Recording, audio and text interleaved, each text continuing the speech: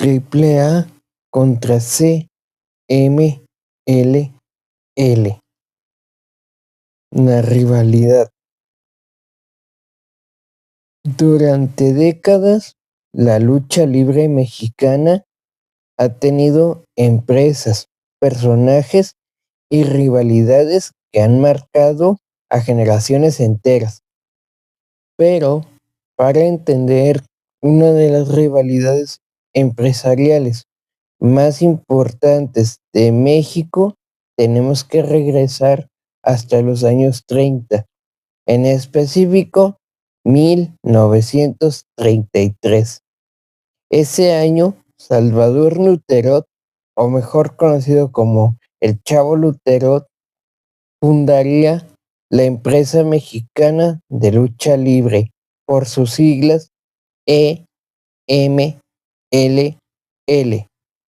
Con el paso de las décadas, en específico 58 años después, aquella empresa evolucionaría hasta adoptar el nombre con el que actualmente la conocemos, Consejo Mundial de Lucha Libre, o por sus siglas CMLL. Sin embargo, casi 60 años después, aparecería un competidor dispuesto a cambiar por completo el panorama. En 1992, Antonio Peña encabezaría el nacimiento de una nueva empresa, conocida como Asistencia, Asesoría y Administración, o para los más conocedores, Triple A. Dos empresas, dos estilos, dos maneras diferentes de entender el espectáculo.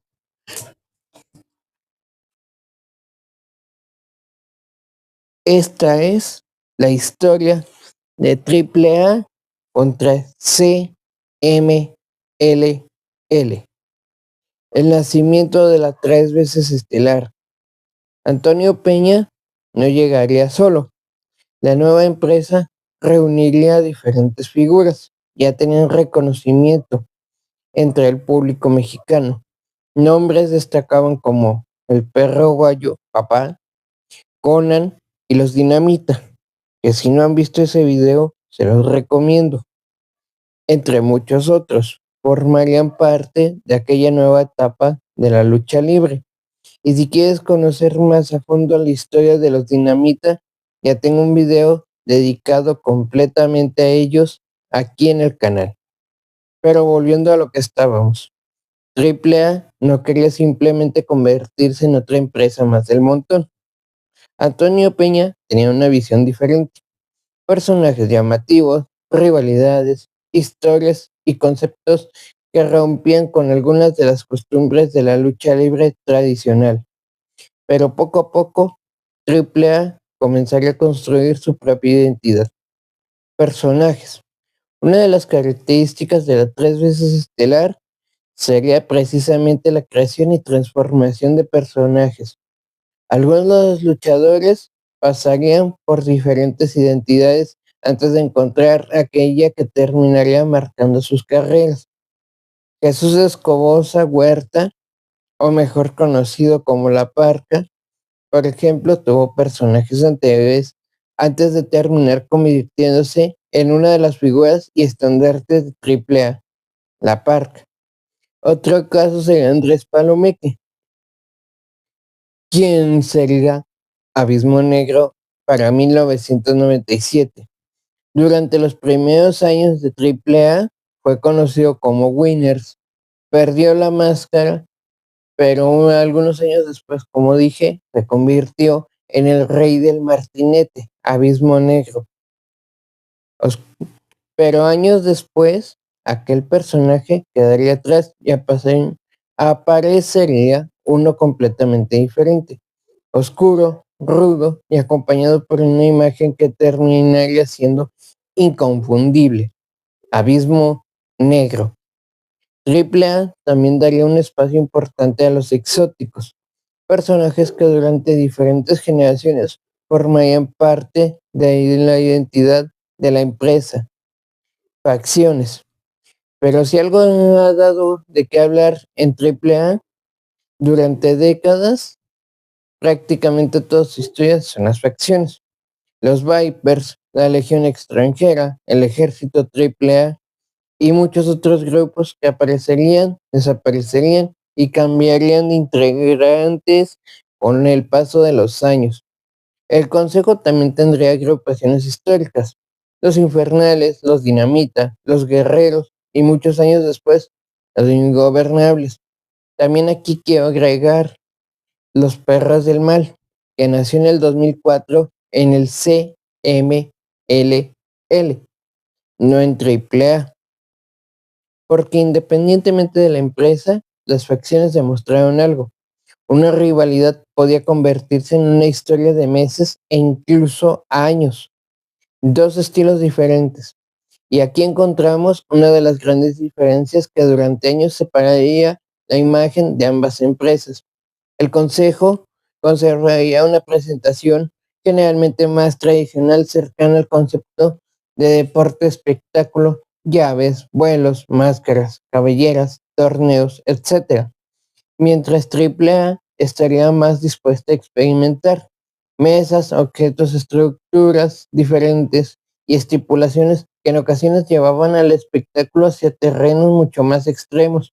Uno de aquellos conceptos sería el Domo de la Muerte, una estructura que visualmente rompía con la tradicional jaula cuadrada. Como lo dije, una jaula circular.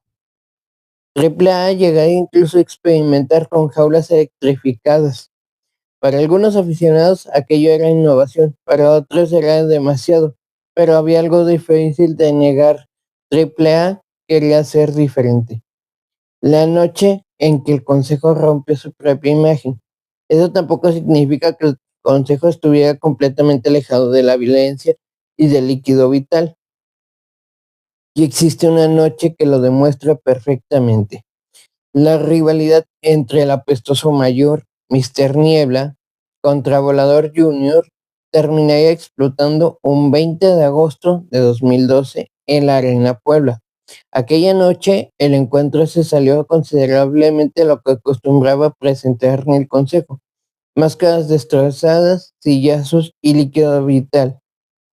La lucha no llegaría a la transmisión televisiva prevista y ambos participantes terminarían suspendidos durante 2 semanas por conducta antideportiva. 2 semanas suspendidos. Con el paso de los años quedaron fotografías y algunos fragmentos, pero encontrar públicamente la grabación completa se convirtió prácticamente en una misión imposible. Una noche completamente típica dentro de aquella imagen tradicional del consejo. Como dije, no se pudo dar la grabación, no se pudo mostrar debido al exceso de violencia que se utilizó durante esa noche, ya que los estándares del consejo pues han sido más de deporte espectáculo. Sí ha habido noches que tuvo sangre, no lo niego, pero en esta ocasión sí se excedieron con los sillazos y sobre todo con el uso de fuerza ruda. Por eso fueron suspendidos por conducta antideportiva. La lucha de apuestas. Pero existe algo que AAA y CMLL siempre han compartido: el valor de una máscara. En México, una lucha de apuesta puede cambiar para siempre la carrera de un luchador. Máscara contra cabellera, cabellera contra cabellera. Diferentes generaciones han visto caer identidades que parecían intocables. Los Dinamita protagonizaron algunas de aquellas épocas. También hombres como Blue Panther, Averno y el Último Guerrero terminaron perdiendo sus máscaras, y AAA tendría sus propias noches históricas. Una de las más recordadas llegaría en 2017, el Dr. Wagner Jr. contra Psycho Clown. Una de las luchas donde se dice que el Dr. Wagner vendió su máscara. Eso dicen algunos. Otros opinan que no debió caer la máscara del galeno del mal, pero cada quien tendrá su opinión. Una máscara con décadas de historia terminaría cayendo en triple manía, porque puedes cambiar de empresa, personaje o bando, pero en la lucha libre mexicana, verdadera máscara puede cambiarlo todo. Cuando la rivalidad salió del ring, y hubo ocasiones en las que Triple A contra CMLL dejó de sentirse solamente como una competencia empresarial. Triple A llevaría la promoción de uno de sus eventos a un territorio asociado directamente con su competencia, una acción promocional que terminaría convirtiéndose en uno de aquellos momentos que los aficionados continuarían recordando años después, porque la competencia ya no era únicamente por luchadores, también era por televisión, atención y público. Eso fue la invasión del 2000 para promocionar padrísimo las voces de la lucha libre. Pero ninguna de estas historias habría salido exactamente igual sin las personas encargadas de contarlas. Diferentes generaciones crecieron escuchando voces asociadas al consejo como Miguel Linares, Leobardo Magadán y el doctor Alfonso Morales. Triple A también tendría sus voces que terminarían siendo inmediatamente reconocibles para algunos aficionados como Jesús Zúñiga, Andrés Maroñas y Arturo Rivera. Y si existió una dupla que particularmente fue muy querida por los aficionados, fue la del Doctor Morales y el Rudo Rivera, uno defendiendo a los técnicos y el otro a los rudos. Sus discusiones y bromas terminarían convirtiéndose prácticamente en otra lucha fuera del cuadrilátero. Y sí, también tenemos su historia completa aquí en Ecos del Poder. Triple A en la actualidad. Han pasado más de 30 años desde aquel nacimiento y fundación de Triple A. Y la empresa actual es muy diferente a aquella encabezada originalmente por Antonio Peña y posteriormente por Joaquín Roldán. ¿Regresarán algún día los conceptos como aquellas jaulas o espectáculos extremos? Algunas de las estipulaciones extremas que caracterizaron diferentes etapas de Triple A se han dejado de ver? No sabría decirlo con exactitud. Hasta agosto de 2026, que estoy grabando este video, no podemos confirmar que Triple A vaya a recuperar regularmente ese tipo de estipulaciones, pero hay algo que personalmente sí percibo en su actual etapa. Si observamos la conversación entre aficionados, existe nuevamente interés alrededor de sus historias y personajes. Y si me preguntan, siento que Triple A ha recuperado parte de aquella esencia creativa que tuvo durante las etapas de Antonio Peña y Joaquín Roldán. Personalmente diría que sí, no porque sea exactamente el Triple A de antes, los tiempos cambiaron, la lucha libre cambió y el propio público cambió, pero nuevamente existe esa sensación de que saber qué ocurrirá después. Después de más de 9 décadas del nacimiento de la empresa mexicana de lucha libre y más de 3 décadas desde la aparición de AAA, ambas continúan formando parte fundamental de la historia de la lucha libre mexicana, dos empresas que tomaron caminos diferentes, una fuertemente relacionada con la tradición, la otra durante diferentes etapas con la experimentación y el espectáculo. Yo crecí viendo ambas y siempre diré que voy a tener una preferencia especial por la Triple A. ¿Y tú a quién apoyas? ¿Triple A o CMLL? ¿Qué empresa fue parte de tu infancia? ¿Recuerdas alguna lucha, algún momento en particular?